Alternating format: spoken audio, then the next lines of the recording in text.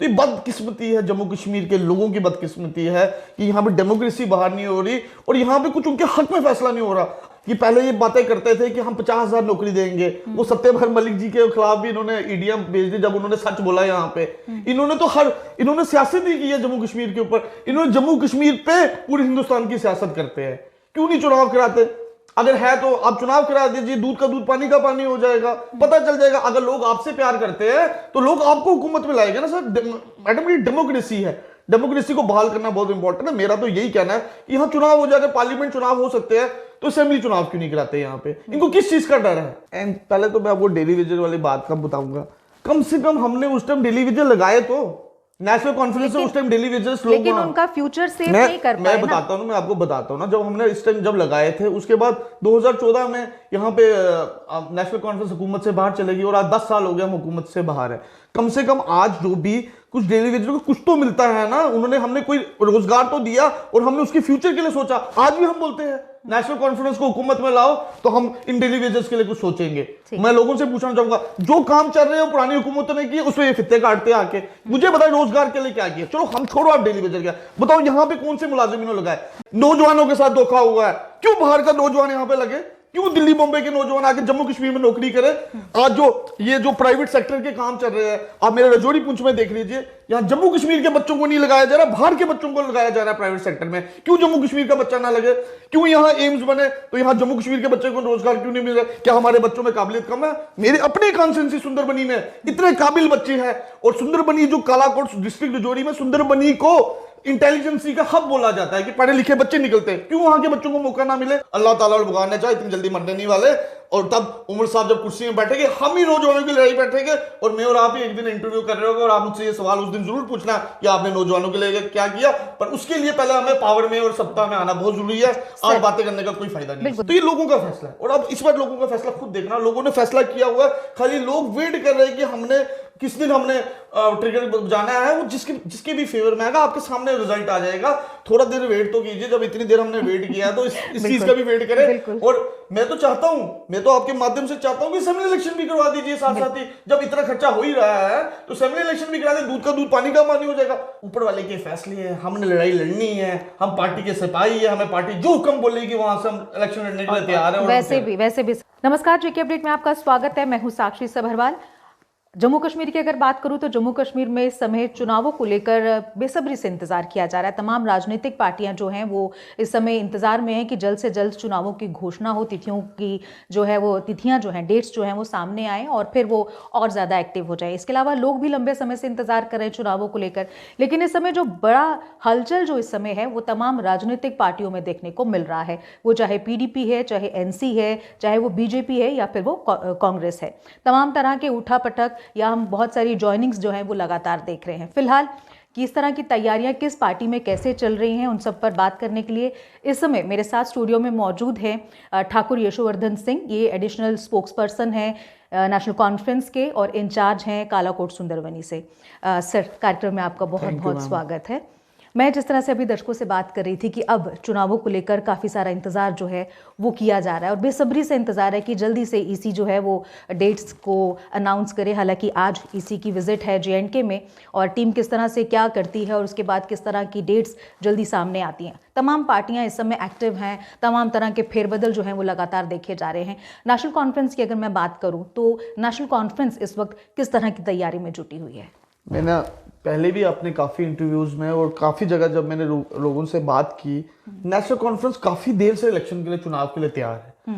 आपको पता होगा कि 2014 से लेकर 2024 तक अभी यहाँ पे असेंबली इलेक्शन नहीं हुई है, और जम्मू कश्मीर एक ऐसी है जहाँ पे एक डेमोक्रेसी को बहाल करना बहुत इंपॉर्टेंट था, वो बहुत जरूरी था, पर यहाँ चुनाव नहीं हो पाए। आज आपको पता है कि कश्मीर में मीटिंग चल रही है, नेशनल कॉन्फ्रेंस का डेलीगेशन, जिसमें हमारे रतनलाल गुप्ता जी और सरोत्रा साहब जम्मू से गए और वहाँ पे कश्मीर के लीडर्स हैं। आज वो इलेक्शन कमीशन से मिलेंगे और उनको बताएंगे कि जम्मू कश्मीर में इलेक्शन जरूरी है। बिल्कुल। आप मुझे बताएं, मैं ये चीज़ पूछना चाहूँगा कि अगर पार्लियामेंट के चुनाव हो सकते हैं तो असेंबली के चुनाव क्यों नहीं हो सकते? असेंबली के चुनाव में भी वही तैयारी करनी है जो पार्लियामेंट के चुनाव में करनी है, तो क्यों नहीं ये साथ में इलेक्शन क्यों नहीं करा देते? और जो सवाल आपने पूछा कि नेशनल कॉन्फ्रेंस का, नेशनल कॉन्फ्रेंस चाहे वो पार्लियामेंट इलेक्शन हो, चाहे वो असेंबली इलेक्शन हो, चाहे छोटे से छोटी इलेक्शन हो, चाहे वो पंचायत की इलेक्शन हो, नेशनल कॉन्फ्रेंस हमेशा तैयार रहती है और नेशनल कॉन्फ्रेंस का वर्कर हर जगह मजबूत है और हर जगह बैठा हुआ है। ठीक है, लेकिन सर एक बात और, जिस तरह से हम आमतौर पर देख रहे हैं कि बहुत सारी ज्वाइनिंग्स, कोई नेता इधर से उधर जा रहा है, कोई उधर से इधर आ रहा है, नेशनल कॉन्फ्रेंस में बहुत सारे ज्वाइन कर रहे हैं, लेकिन नेशनल कॉन्फ्रेंस के बहुत सारे फेसेस पार्टी को छोड़ के दूसरी पार्टीज में भी गए। क्या कारण इसका आप देखते हैं? मैम, आप जब चुनाव की घोषणा होती है तो काफी आपको पता है एंट्रीज, लोग आते भी है, लोग जाते भी है। अगर कुछ लोग जाते हैं तो कुछ लोग आते भी है, तो उससे क्या होता है कि वो बैलेंस बराबर हो जाता है। और मैं आपको एक चीज बोलना चाहूंगा कि चुनाव में ऐसी ऐसी बातें होती है कि जिसमें प्रेशर डाला जाता है, कुछ लोगों को डराया जाता है कि आप यहाँ हमारी पार्टी में आ जाओ वरना आपके साथ ऐसा कर देंगे। आपने हाल ही में देखा होगा कि प्राइम मिनिस्टर जी मोदी साहब की विजिट पहले जम्मू में हुई और कश्मीर में हुई, और लोगों को बड़ी उम्मीदें थी कि कम से कम, ज्यादा नहीं मैं कहता क्योंकि इतनी हम उम्मीद नहीं करते अपने प्राइम मिनिस्टर साहब से, पर इतनी उम्मीद जरूर करते थे कि कम से कम वापस जम्मू कश्मीर को स्टेट का दर्जा दिया जाए। अगर इसको यूटी बनाया, पहले तो मैं पूछना चाहूंगा कि क्या जम्मू कश्मीर यूटी डिजर्व करता था उस वक्त में जब इसको यूटी बनाया? चलो हमने इनकी बात मान ली कि इन्होंने यूटी बनाना था, इन्होंने 370 भी हटाना था, 35 भी हटाना था, पर आज अगर आज ये कहते हैं कि पार्लियामेंट के चुनाव यहां पे हो सकते हैं, तो यहां पे जम्मू कश्मीर को स्टेट क्यों नहीं दिया जा सकता? आज चुनाव से पहले आपने वहां देखा होगा कश्मीर में जगह जगह से डेली वेजर्स के, आप रजौरी पुंछ वाला इलाका देख लीजिए, किश्तवाड़ वाला इलाका देख लीजिए, लोगों ने डेली वेजर्स के, उनको उम्मीद थी कि ज्यादा नहीं आज हम लोगों को पक्का किया जाएगा, प्राइम मिनिस्टर जी हमें कोई तोहफा देके जाएंगे, पर उन्होंने कोई बात नहीं की। तो ये बदकिस्मती है, जम्मू कश्मीर के लोगों की बदकिस्मती है कि यहाँ पे डेमोक्रेसी बाहर नहीं हो रही और यहाँ पे कुछ उनके हक में फैसला नहीं हो रहा। आज मुझे बताओ, पढ़ाई लिखाई करते हैं कुछ, हर इंसान अमीर नहीं होता, गरीब फैमिली से लोग हैं, मैं रजौरी पुंछ का रहने वाला, वहां लोगों के पास इतना सरमाया नहीं है कि वो अपने बच्चों को पढ़ा पाए, पर लोग अपना पेट काट के अपने बच्चों को पढ़ाते हैं। किस वजह से पढ़ाते हैं? कि कल को मेरा बच्चा अफसर बनेगा, कल को मेरा बच्चा मेरे परिवार का ध्यान रखेगा। अगर एक परिवार में एक मुलाजिम निकल जाता है तो पूरा परिवार सोचता है कि हम ठीक हो गए, पर यहाँ नौकरियां नहीं है। मुझे आप बताया ना कि पहले ये बातें करते थे कि हम 50,000 नौकरी देंगे, वो सत्यपाल मलिक जी के खिलाफ भी इन्होंने ईडीएम भेज दी जब उन्होंने सच बोला यहाँ पे। इन्होंने सियासत ही की है जम्मू कश्मीर के ऊपर, इन्होंने जम्मू कश्मीर पे पूरे हिंदुस्तान की सियासत करते हैं। क्यों नहीं चुनाव कराते? अगर है तो आप चुनाव करा दीजिए, दूध का दूध पानी का पानी हो जाएगा, पता चल जाएगा। अगर लोग आपसे प्यार करते हैं तो लोग आपको हुकूमत में लाएंगे ना सर। मैडम ये डेमोक्रेसी है, डेमोक्रेसी को बहाल करना बहुत इंपॉर्टेंट है। मेरा तो यही कहना है कि यहाँ चुनाव हो जाए, पार्लियामेंट चुनाव हो सकते हैं तो असेंबली चुनाव क्यों नहीं कराते? यहाँ पे इनको किस चीज का डर है? इनको क्या नेशनल कॉन्फ्रेंस से डर है? इनको किस चीज से डर है? इनको डर किस चीज का है? लेकिन मैं यहाँ एक बात और, चूंकि इस समय बहुत सारे सवाल जो हैं सब एक दूसरे पर आरोप प्रत्यारोप का सिलसिला जो है वो पूरी तरह से देखा जा रहा है। आम जनता की जो मुश्किलें हैं वो शायद अभी भी अनदेखी हैं, अभी भी कहीं पर पूरी तरह से उन पर फोकस नहीं है। डेली वेजेस की जहाँ तक आपने बात की, डेली वेजेस आज के नहीं हैं, ये आप भी भली भांति जानते हैं। डेली वेजेस की शुरुआत कहाँ से हुई थी? वो शायद नेशनल कॉन्फ्रेंस के समय में भी डेली वेजेस की नियुक्तियाँ हुई थी, उन्हें भी उस समय लाया गया था। और जो अब डेली वेजेस अपनी प्रॉब्लम्स की सॉल्यूशन जो मांग रहे हैं, ये काफ़ी लंबी मांगे हैं, अब की नहीं हैं। तो ये एड्रेस उस समय नहीं की गई, उस समय अंधाधुंध इनकी भर्तियां हुई और अब जाके ये मुश्किलें इन्हीं लोगों के लिए खड़ी की गई हैं। इसके अलावा पीएम मोदी ने 2 बार जम्मू कश्मीर की विजिट की, एनसी बहुत ज़्यादा मायूस दिखी पीएम की विजिट से। क्या कारण रहे? एक तो डेली वेजेस का मुद्दा रहा, आपको लगा कि शायद उसके बारे में कुछ कहा जाएगा। इसके अलावा और क्या उम्मीदें थी जो एनसी को मायूसी लगी पीएम की दोनों विजिट्स से? लोग तो मायूस हुए ही, एनसी भी हुई, क्यों? पहले तो मैं आपको डेली वेजर वाली बात का बताऊंगा। कम से कम हमने उस टाइम डेली वेजर लगाए तो नेशनल कॉन्फ्रेंस से उस टाइम डेली वेजेस लोग, लेकिन उनका फ्यूचर सेफ नहीं कर पाए। मैं बताता हूँ, मैं आपको बताता हूँ ना, जब हमने इस टाइम जब लगाए थे उसके बाद 2014 में यहाँ पे नेशनल कॉन्फ्रेंस हुकूमत से बाहर चलेगी और आज 10 साल हो गए हम हुकूमत से बाहर है। कम से कम आज जो भी कुछ डेली वेजर को कुछ तो मिलता है ना, हमने कोई रोजगार तो दिया और हमने उसके फ्यूचर के लिए सोचा। आज भी हम बोलते हैं नेशनल कॉन्फ्रेंस को हुकूमत में लाओ तो हम इन डेली वेजेस के लिए कुछ सोचेंगे, बट हमें हुकूमत में तो लोगों ने, अवाम ने लाना ना। शायद आप भूल गए होंगे, पार्लियामेंट में मसूदी साहब जो हमारे एमपी थे, उन्होंने वहां बोला था कि इन डेली वेजेस को पक्का करना चाहिए। हम तो मांग ही सकते हैं ना, इस सरकार से हम मांग सकते हैं। आज हमारी सरकार नहीं है, हम मांग सकते हैं। आपने बहुत अच्छी बात बोली कि इन डेली वेजेस के फ्यूचर के लिए सोना चाहिए। मैं आपको यकीन दिलाता हूं आपके माध्यम से और आपके चैनल के माध्यम से, अगर मेरे लीडर उमर अब्दुल्ला साहब यहाँ के चीफ मिनिस्टर लोगों ने मौका दिया तो जरूर इन डेली वेजरों के लिए हम हक की लड़ाई लड़ेंगे और इनको पक्के करने की कोशिश सर, करेंगे। पिछले कितने समय से डेली वेजर्स प्रोटेस्ट पे हैं, क्या किया एनसी ने उनके लिए? कब जाके एनसी उनके साथ नेशनल खड़ी कॉन्फ्रेंस हमेशा खड़ी रही। आपने शायद मेरी वीडियोस नहीं देखी, मैं डेली वेजर्स के साथ रहा हूँ। मेरे वालिद साथ रहना और उनकी प्रॉब्लम का मेरी सॉल्यूशन करवाना मेरी तो मेरी आप बात सुनो ना, जो सरकार सुनती नहीं है ना उनके लिए हमें चीखना पड़ता है और हम चीखते हैं। मेरे वालिद साहब 2 बार एमएलए रहे कालाकोट कॉन्स्टिट्यूंसी से। ये जो कालाकोट कॉन्स्टिट्यूंसी में जो डेली विजिट लगाए वो मेरे वालिद साहब ने लगाए, इसमें कोई दो राय नहीं है, लोगों को पता है। बिल्कुल। आज हम उनको पक्का कराने के लिए मेहनत कर रहे हैं ना, हमने भागना है। अब मुझे बता, आप मुझे एक सवाल बताए ना, आपने तो मुझसे सवाल पूछा डेली, आप बताए इन्होंने 2014 से लेकर 2024 तक क्या काम किया बीजेपी ने। मैं लोगों से पूछना चाहूंगा, जो काम चल रहे हैं पुरानी हुकूमतों ने किए उसमें ये फित्ते काटते आके। मुझे बताए रोजगार के लिए क्या किया। चलो हम छोड़ो, आप डेली वेजर क्या बताओ, यहाँ पे कौन से मुलाजिम इन्होंने लगाए। मेरे फादर जब एमएलए होते थे, मुझे आज भी याद है, उनकी बहुत बड़ी विजन होती थी। वो स्कूल्स को अपग्रेड कराते थे, कम से कम उस इलाके से 2 हमारी बहनें वहां टीचर लग जाए या 2 भाई हमारे टीचर लग जाए। ये विजन होता था कि अगर लोगों को बच्चों को एडजस्ट करना है, अगर कोई चीज होती थी तो उसमें देखा जाता था यार अगर पानी की कोई स्कीम है यार, यहाँ 2 लोग हमारे लग जाए, चलो वो एडजस्ट हो जाए। ये एक प्रोटोकॉल होता था। उमरुद्दुल्ला साहब जब चीफ मिनिस्टर थे, उन्होंने ओपन भर्ती कराई। मेरे कालाकोट में ओपन भर्ती हुई है कि नौजवानों को मौका दिया जाए, नौजवानों का फ्यूचर को सर्वाइव किया। मुझे बताइए इन्होंने क्या किया नौजवानों के लिए। अच्छा, मैं आपको इसमें एक बात और बोलना चाहूंगा। सत्यपाल मलिक जी कौन थे? मेरी नेशनल कॉन्फ्रेंस के तो नहीं थे ना। सत्यपाल मलिक जी यहाँ के एलजी थे, इनके भेजे हुए थे। क्यों उन्होंने दूध का दूध पानी का पानी कर दिया दिल्ली में जाके? क्यों उनके खिलाफ ईडी लगा दी कि जो सच बोलेगा उसके खिलाफ ईडी लग जाएगी, जो सच बोलेगा उसके खिलाफ पीछे पड़ जाएंगे? हम तो डरते नहीं, मैं तो अल्लाह ताला और मैं अपने भगवान से डरता हूं, ना मुझे मौत से डर है। मेरा ऊपर वाला पैदा करने वाला है। जिल्लत और इज्जत ऊपर वाले के हाथ है। ना हम बीजेपी से डरते हैं, ना हम किसी से लड़ते हैं, क्योंकि हम साफ काम करते हैं, हमारी छवि साफ है, इसलिए हम डरते नहीं है। पर ये लोगों को पता होना चाहिए, यहाँ की अवाम को, जम्मू कश्मीर की अवाम को पता चलना चाहिए नौजवानों के साथ धोखा हुआ है। क्यों बाहर का नौजवान यहाँ पे लगे? क्यों दिल्ली बॉम्बे के नौजवान आके जम्मू कश्मीर में नौकरी करे?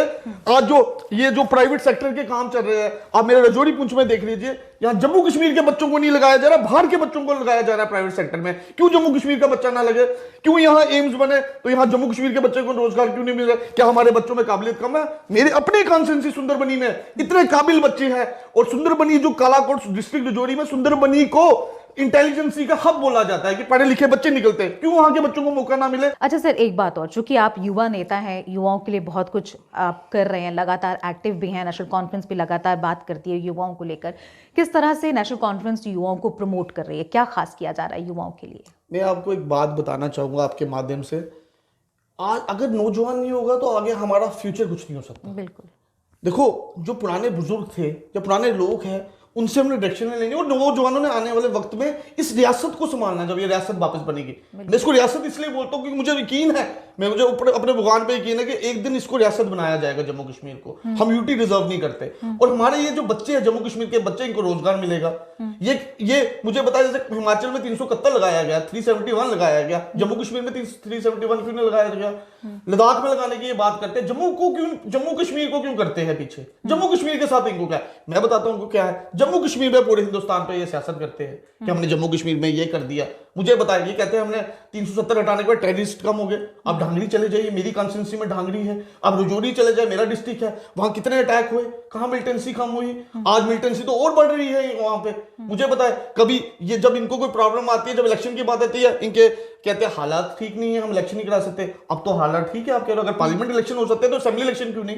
क्यों आप यहाँ पे डेमोक्रेसी को बहाल नहीं करना चाहते? अब डेमोक्रेसी को एक बार बाहर करके देखिए ना। अब देखिए यहाँ का क्या होता है। देखिए, मेरी बात सुने, वोट तो मैंने और आपने तो वोट नहीं देना ना असेंबली इलेक्शन में। नौजवानों ने वोट देना, हमारे बुजुर्गों ने वोट देना। अगर लोगों को नेशनल कॉन्फ्रेंस नहीं पसंद आएगी, लोग नेशनल कॉन्फ्रेंस को नहीं वोट देंगे, भारतीय जनता पार्टी को वोट देंगे। पर आप देख तो लीजिए इलेक्शन करा के, आपको डर किस चीज का?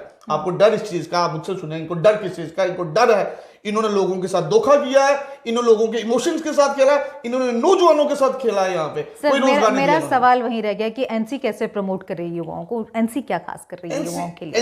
एनसी ने हमेशा यही बात बोली है ना। एनसी, वही तो मैं बात बता रहा हूँ, हमने यही बात बोली है कि आज हम नौजवानों को अपने साथ चलाएंगे, इनको अपना फ्यूचर दिखाएंगे। आने वाले वक्त में यही नौजवान यहाँ के सरपंच हो गए, यहाँ पंच हो गए। मेरी बात सुने, अगर मेरे लीडर उमरुद्दुल्ला साहब ने इस छोटी उम्र में मेरे जैसे नौजवान पे यकीन किया है, तो आप सोचे अगर मैं नौजवानों की नुमाइंदगी कर रहा हूं तो मेरे सारे जम्मू कश्मीर के नौजवानों की नुमाइंदगी हो रही है, मेरे जम्मू के भाइयों की हो रही है, मेरे कश्मीर के भाइयों की हो रही है, मेरी कॉन्स्टिट्यूंसी के लोगों की हो रही है। अगर मुझे इस छोटी उम्र में मेरे लीडर ने इस इतनी बड़ी पोस्ट में और इतनी कॉन्स्टिट्यूंसी की जिम्मेवारी दी है, तो मुझे लगता है कि आने वाले वक्त में नौजवानों का फ्यूचर ब्राइट है, चाहे वो सियासत में नहीं, बाकी फील्ड्स में भी रोजगार भी नौजवानों को मिलना चाहिए। मुझे आप बताएं कितने स्कूल्स अपग्रेड किए जाते हैं, उसके बाद अब नए स्टाफ नहीं लग रहे, रिटायरमेंटें हो रही है, नए बच्चे रिक्रूटमेंट पॉलिसी नहीं हो रही।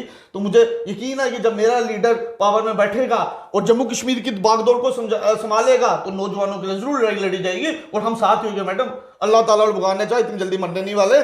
और तब उमर साहब जब कुर्सी में बैठेंगे, हम ही नौजवानों की लड़ाई बैठेंगे और मैं और आप ही एक दिन इंटरव्यू कर रहे होंगे और आप मुझसे ये सवाल उस दिन जरूर पूछना कि आपने नौजवानों के लिए क्या किया। पर उसके लिए पहले हमें पावर में और सत्ता में आना बहुत जरूरी है।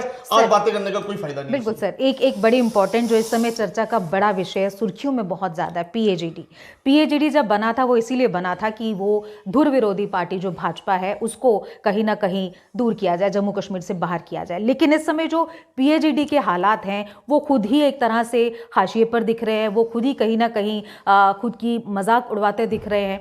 पीएजीडी जहां पे नेशनल कॉन्फ्रेंस और पीडीपी बहुत करीबी थे, अब जाके जो दूरियां दिखने लगी हैं उसका कारण किस तरह से नेशनल कॉन्फ्रेंस देखती है? आपको किसने बोला पीएचडी कमजोर है? सर कमाल करते हैं आप मिलकर जो चीज करने वाले थे अब वहां आप अलग अलग हो गए, तो आप कैसे नहीं मानेंगे कि दूरियां हुई हैं? मुझे एक बात बताएं, जम्मू कश्मीर में पिछली पार्लियामेंट में सबसे लार्जेस्ट पार्टी कौन थी? National conference. 3 सीटें हमने जीती वहां से। बिल्कुल ठीक है। अब मुझे बताएं, पीएचडी का मतलब था कि इसको स्ट्रांग करना, इसको कमजोर करना नहीं। मुझे आप पहले सुने इस बात को कि इसको स्ट्रांग करना, कमजोर करना। हम 3 सीटों में ऑलरेडी जीते हुए हैं, हम 3 सीटों में कैसे कम रहे? हम अपनी 50% सीट्स तो दे रहे हैं पीएचडी को, चाहे वो कांग्रेस ले, वो पीडीपी ले, वो उनका आपस में मामला है। हमने 50% सीट्स अपने पास लिखी है। पर यहाँ आप कांग्रेस और पीडीपी पे छोड़ के खुद तो पल्ला झाड़ते दिख रहे हैं। आपको ये लग रहा है कि अगर पिछली बार आप 3 सीटों पे जीते तो, हालांकि जबकि आप लोगों की बात ये हुई थी कि मिलकर आप लड़ेंगे, मैम अभी तो आप कांग्रेस और पीडीपी को इकट्ठा कर दिया कि अब आपके पाले में गेंद है, अब आप जो मर्जी करिए। मुझे बताए, कोई भी कैलकुलेशन होता है ऑन ग्राउंड होता है। ऐसा थोड़ी होता है कि रजौरी से कोई तीसरे नंबर पे कैंडिडेट आएगा तो आप उसको एमएलए की सीट दे दोगे। हमने ग्राउंड रियलिटी को देखा है। पीडीपी तीसरे नंबर पे थी उन सीटों पे, उनको कैसे उसको वहां पे सीटें दी जाए? हमारे लीडर ने नुक्त किया है कि 3 सीटों में हम लड़ेंगे, आगे 3 सीटों में नहीं। अगर आज ये कॉम्प्रोमाइज करते हैं और इसको कमजोर करते हैं तो आने वाली असेंबली इलेक्शन में हो सकता है पीडीपी के लिए दरवाजे खुले हो, उसमें कॉम्प्रोमाइज हो सीटों के लिए। दूसरी बात, आप दिल्ली में यहाँ इंडिया की जो मीटिंग हुई थी उसमें महबूब मुफ्ती जी ने बोला है वहां पे क्लियर कट, जो फारूक अब्दुल्ला साहब फैसला करेंगे मैं उनके साथ हूं। तो आज क्यों? लेकिन महबूबा जी ने तो कहा कि फारूक जी ने मुझसे तो बात ही नहीं की, अगर वो मुझसे बात करते तो शायद मुझे कोई दिक्कत नहीं होती। ये तो खुद से अनाउंस कर दिया मुझे एक बात बताएं, तो महबूबा मुफ्ती ने प्रेस कॉन्फ्रेंस में कहा। ऑलरेडी 3 सीटें पीएचडी के पास है, जो ऑल इंडियन अलायंस के पास है, वो सीटों पे बात करने का मुद्दा ही नहीं बनता ना मैडम। अगली 3 सीटों पे बात करेंगे ना, तो अगली 3 सीटें हैं। मुझे आप बताएं, देखिए आप देखो, अब सबसे लार्जेस्ट पार्टी कौन है जम्मू कश्मीर में? इसमें नेशनल कॉन्फ्रेंस। नेशनल कॉन्फ्रेंस 50% सीटों पे लड़ रही, 50% उन्होंने सेक्रीफाइस किया है। अब इससे ज्यादा सेक्रीफाइस क्या करे? सबसे लार्जेस्ट पार्टी है और हम हर चीज में सेक्रीफाइस करते हुए। लेकिन सर जो बात आपके अंदर होनी चाहिए वो तो सुर्खियों में आ गई। वो तो मीडिया का काम है। सर मीडिया तो सब कुछ करता है, मीडिया तो आपकी अच्छाई भी बताता है, आपकी बुराई भी बताता है। तो कह रहा हूँ अच्छा भी, बिल्कुल मीडिया का काम है कि अच्छा भी बोलना, बुरा भी बोलना। हमने इन 3 सीटों में, तो आपके नेता खुद ही बोलते हैं सर, हमें तो वो, हम तो सिर्फ दिखाने का माध्यम है। नहीं मैडम, ऐसा नहीं है कि हम 3 सीटों में, मैं आपको अपनी बात बता रहा हूँ, शायद अब अनंतनाग सीट पे पिछली बार चलिए मान लीजिए कि आपकी तरफ से वो सीट जीती गई थी, तो ये कहीं ओवर कॉन्फिडेंस तो नहीं है कि पिछली बार ऐसा हुआ था तो इस बार ओवर कॉन्फिडेंस नहीं है। लोग नेशनल कॉन्फ्रेंस के साथ है, लोग नेशनल कॉन्फ्रेंस से प्यार करते हैं, लोगों की उम्मीद नेशनल कॉन्फ्रेंस है। और अगर लोगों का प्यार पीडीपी के साथ जाग गया तो फिर वो तो आपको चुनाव बताएगा, वो मैं और आप तो फैसला करेंगे नहीं आज स्टूडियो में बैठ के, वो लोगों पे आप छोड़ दीजिए, लोग क्या फैसला करते हैं। और मुझे उम्मीद है कि 3 की 3 सीटों में नेशनल कॉन्फ्रेंस अच्छा करेगी। और लोगों पे देखो, मैं और आपने कोई फैसला नहीं किया, अवाम ने फैसला करना है। अवाम बैठी हुई है, अवाम ने फैसला किया हुआ है किसको जिताना है। हमारा काम है, हमने अपने कैंडिडेट उतारने हैं। और ये पार्टी का हाई लेवल का मसला है। और पार्टीज ने, आपने कल देखा होगा हमारे लीडर उमर साहब ने और हमारे जो पार्टी के प्रेसिडेंट डॉक्टर फारूक अब्दुल्ला साहब ने क्लियर कर दिया। जब उन्होंने क्लियर कर दिया तो हम लोगों को इतना इस बात पे बोलना नहीं बनता। देखें, हमारा काम है सवाल पूछना, आपका काम है जवाब देना, चूंकि आप उनके स्पोक्स पर्सन हैं। जहां तक बात सीटों को लेकर हो रही है, नो डाउट आप 3 सीटों पे आपने लड़ने की बात की है। अभी जो बाकी की लद्दाख को छोड़ के जल्दी कैंडिडेट भी अनाउंस हो जाएगा। चले, हमें उम्मीद रहेगी कि वो एक बेहतर हो। लेकिन लोगों का ये भी कहना है, जो नज़रिया, जो तरीके जो बन रहे हैं, वो कहीं ऐसा ना हो, क्योंकि जिस तरह से आपस की जो लड़ाई है इसका फ़ायदा कोई तीसरा अगर ले जाता है तो वो कहीं मुश्किल पार्टी के लिए ना हो। मैडम ऐसा कुछ नहीं है इस बात में, जैसे आपने बात बोला, जल्दी ऊपर वाले ने चाहा कुछ दिनों में आपको कैंडिडेट भी अनाउंस हो जाएगा और आपको पता चलेगा नेशनल कॉन्फ्रेंस के कितना स्ट्रॉन्ग उम्मीदवार उतर के आए हैं 3 सीटों में। हो सकता है कांग्रेस भी अपनी तैयारी कर रही है, वो भी आपको जल्दी, आज ही मुझे सुनने में उनकी भी मीटिंग चल रही है, तो हो जाएगा। ऐसा कुछ नहीं है। मैं आपको बोलना चाहूंगा कि पहले भी हम इलेक्शन लड़े थे 2014 में, पीडीपी तब भी ग्राउंड में थी, तीसरे नंबर पे आई थी। तो ये लोगों का फैसला है और अब इस बार लोगों का फैसला खुद देखना, लोगों ने फैसला किया हुआ है, खाली लोग वेट कर रहे हैं कि हमने किस दिन हमने ट्रिगर जाना है, वो जिसके भी फेवर में आएगा आपके सामने रिजल्ट आ जाएगा। थोड़ा देर वेट तो कीजिए, जब इतनी देर हमने वेट किया है तो इस चीज का भी वेट करें। और मैं तो चाहता हूं, मैं तो आपके माध्यम से चाहता हूं कि असेंबली इलेक्शन भी करवा दीजिए साथ साथ ही। जब इतना खर्चा हो ही रहा है तो असेंबली इलेक्शन भी करा दें, दूध का दूध पानी का पानी हो जाएगा। अब हमें कोई नेशनल कॉन्फ्रेंस को ओवर कॉन्फिडेंस नहीं है, हम ग्राउंड में रहते हैं, हम लोगों के बीच में रहते हैं और मैं खासकर अपनी कॉन्स्टिट्यूंसी में लोगों के बीच में हूं और मुझे पता है कि ग्राउंड में लोगों को क्या चाहना है। बाकी जीतना हारना ऊपर वाले के हाथ है, मेहनत करना हमारा हाथ है और लोगों ने फैसला किया हुआ है। तो मैं आपको यही बोलना चाहूंगा कि नेशनल कॉन्फ्रेंस पार्लियामेंट इलेक्शन और असेंबली इलेक्शन के लिए बिल्कुल तैयार है। नेशनल कॉन्फ्रेंस के जितने हमारे लीडर्स हैं, यहाँ के जो वर्कर्स हैं, सब तैयार है और हम ग्राउंड रियलिटी में काम करते हैं और लोगों के बीच में रहते हैं। सर एक बात और आपको काट रही हूँ, कालाकोट और सुंदरबनी जो कंस्टिट्यूंसी है जहाँ पर आप हैं, आपका काफी होल्ड भी है वहाँ पे, नई बनी है इस बार, किस नजरिए से आप उसे देख रहे हैं? मुझे तो तोहफा मिला ना। आपको शायद मैं थोड़ा पीछे लेके जाऊंगा। मुझे तो अपना पीएम साहब से एक तोहफा मिला। वो तोहफा क्यों मिला? क्योंकि मैंने उधर अच्छी कारकर्दगी कर दी। पूरे जम्मू कश्मीर में डीडीसी इलेक्शन में मेरी अकलौती कॉन्स्टिट्यूंसी थी जिसमें मैंने क्लीन स्वीप की, 3 की 3 सीटें जीती। इन्होंने मुझे तोहफा दे दिया और मुझे तोहफों की वैसे भी बहुत आदत है, मैं बड़ा खुश हूं, मुझे तोहफे अच्छे लगते हैं। हाँ। उन्होंने मुझे सोचा और मेहनत करवाओ उससे। हाँ। इन्होंने क्या किया, मेरी कॉन्स्टिट्यूंसी की 35 पंचायत, नॉट 5 पंचायत, 35 पंचायत तोड़ दी।